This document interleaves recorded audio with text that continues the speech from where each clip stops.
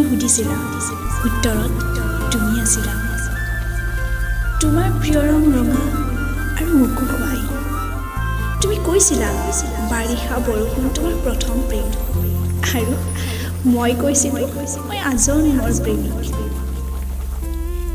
তুমি মন আকাশৰ প্ৰতিটো পৃষ্ঠাত ঘূৰি ফুৰা, মই কৈছিলোঁ হাতে হাত ধৰি লোৱা, জীৱন নামৰ কিতাপখন হৈ ৰ'ম তোমাৰ।